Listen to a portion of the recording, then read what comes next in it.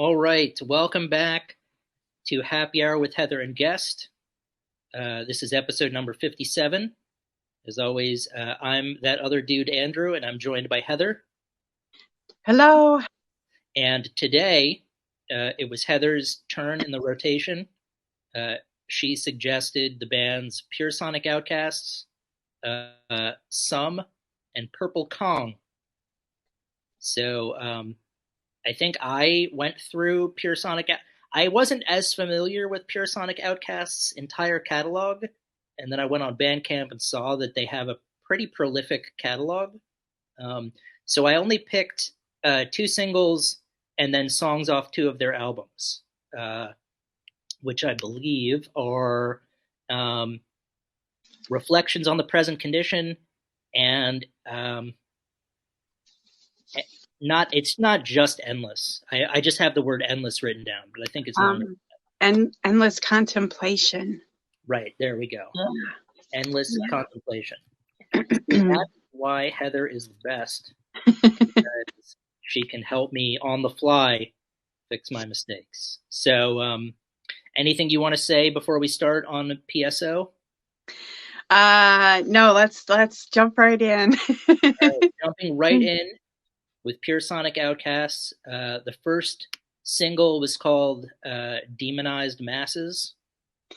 Yes, and I love how they mix punk rock and metal.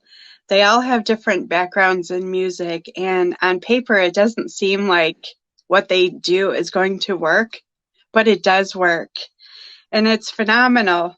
The tempo of this just gets faster and faster. And when Martin comes in with his guitar, the element that it adds is just magical. There's a Bandcamp comment from Kev Bird, and, and he wrote, "Fucking asshole bastards making solid shit." That just cracked me up, and it is solid shit. I agree. Yeah, Demonized Masses opens with what sounds like it could be a riot. I'm not 100% sure what it is. It reminds me when I was in nursery school, uh, one of the teachers played a tape of something, and she was asking us, "What do you think this is?" And it all sounded like different stuff, and we were all, tossing out our. And she said the whole thing, it was like 5 minutes, were wails. So none of us got it right, but it all sounded like it could have been something else. So, um, so Demonized Masses. It sounds like it could be a riot, but who knows? Um, and then it goes into an incredible tone. Like that was one thing I kept thinking about as I listened to all their stuff, was how cool the tone was on all the guitars. Um, so yeah, an incredible tone and riff, awesome guitar work, very atmospheric and melodic, and then it goes from sort of a slower doom tempo to more of a thrash speed with lyrics that just kick in. So it's a very great start um, to this episode. Uh, and then next up was Chasing Shadows.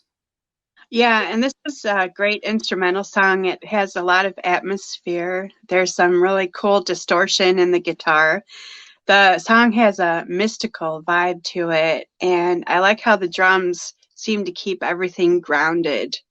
I think this song definitely shows off what they can do as a band with their songwriting. Yeah, this one I wrote it was more subtle. Um, I kept feeling like so Milton Berle's nickname was Uncle Milty.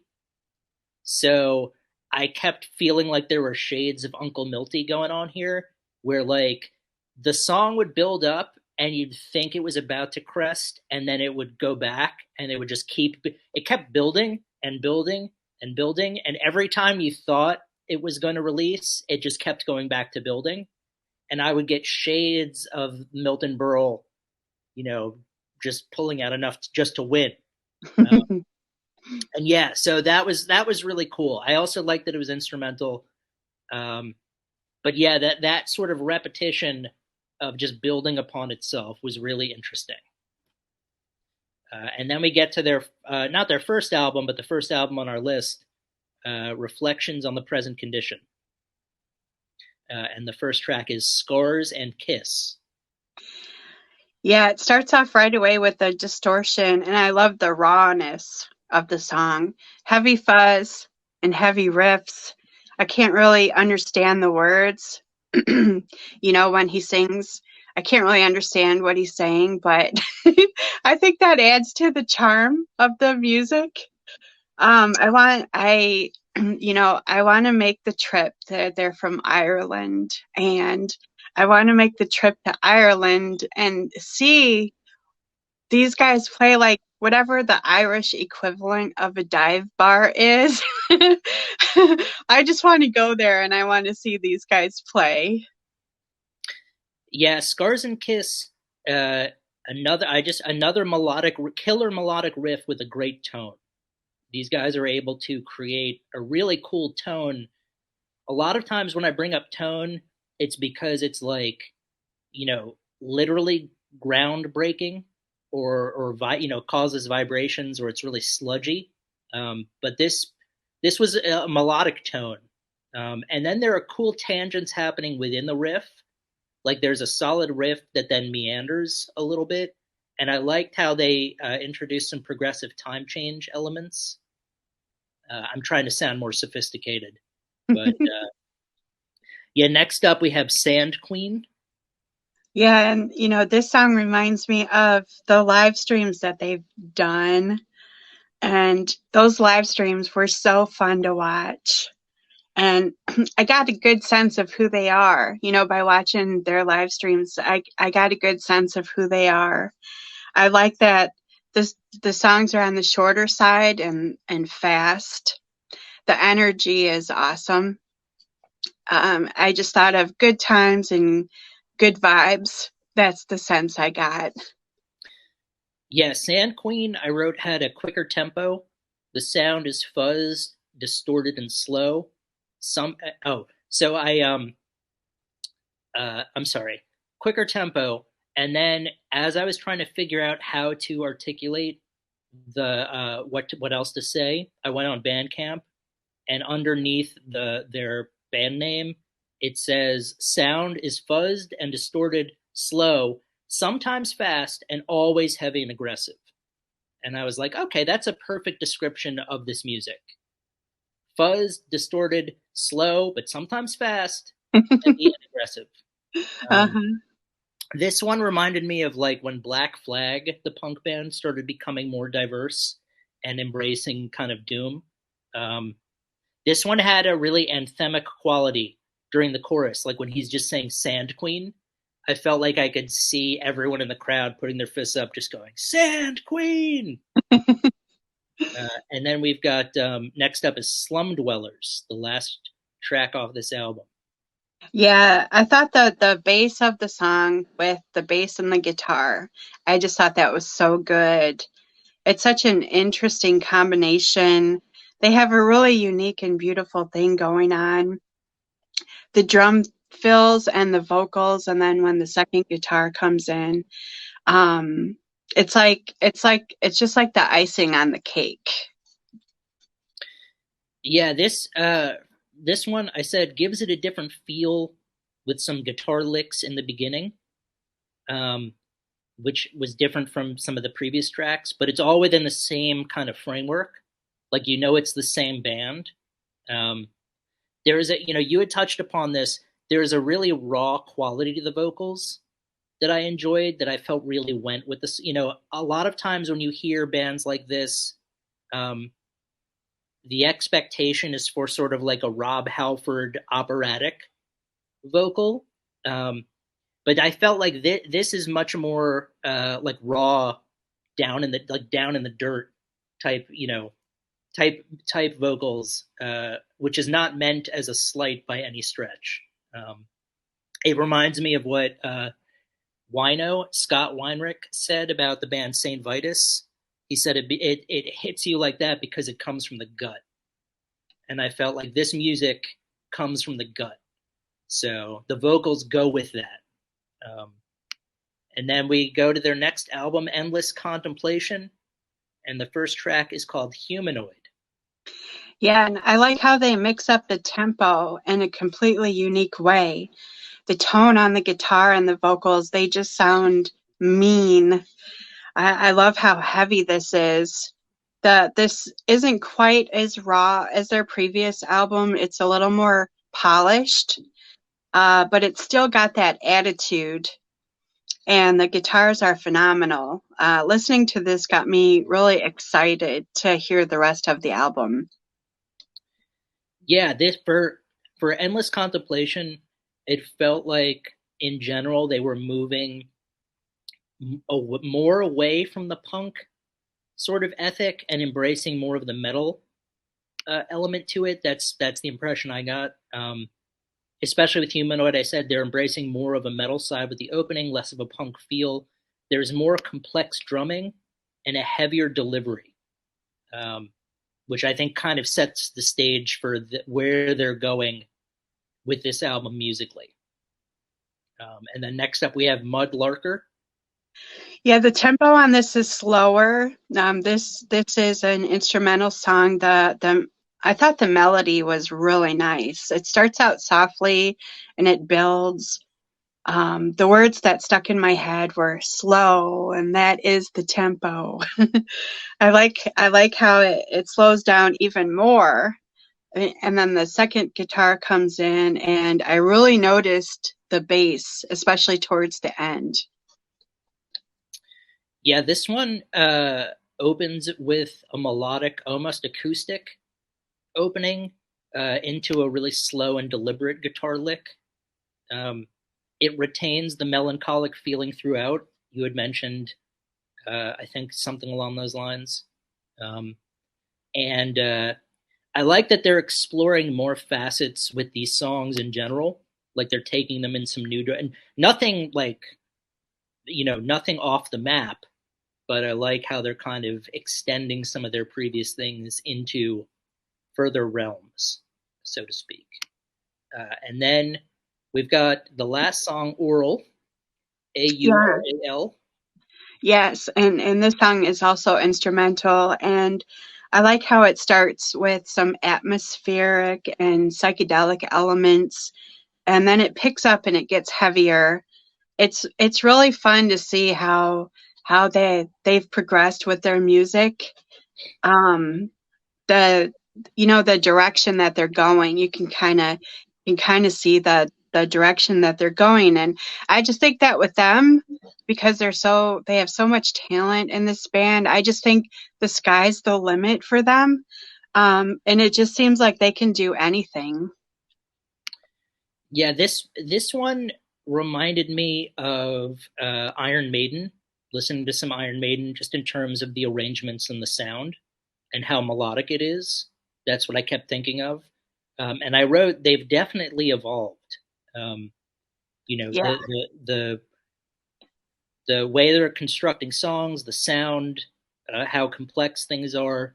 Um, it's really great to kind of be there and see. I mean, it's definitely the same band, um, but yeah, like you said, I think the sky's the limit, and I'm excited to see where they continue to go. Yeah, me too. All right, and then next up we have either Sum or Purple Kong. Okay, let's go with Purple Kong. Okay, Purple Kong. Okay. So their album, the album, it's not released yet, but it's coming, and it's called Blood Lightning. Purple Kong is out of London, England. Um, they say they're three aliens surveying the planet, and they're not impressed. One of the tags on their Bandcamp is Space Sludge, which is super cool.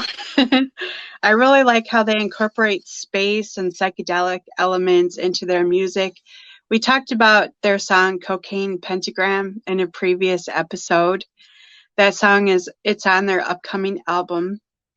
They have a video for that, and I put that on our playlist. They were kind enough to send a preview link to their new album, and it rocks. I really like it a lot. I love how we're treated to awesome guitar riffs just right away. The second song, it's called Crowned in Ouija. It gets really doomy, and I really like the vocals. I really noticed the bass in the song and that low tone. The song Major Arcana it's a really cool instrumental space stoner jam. And the last song is called Minor Arcana. And the Major and Minor Arcana are tarot cards. I like how they used both as song titles. I thought that was pretty cool. I think this album, I didn't get a release date. I didn't find out exactly when it's going to be released, but I definitely want to pique your interest here because this album, I really liked it a lot. I think it's pretty awesome.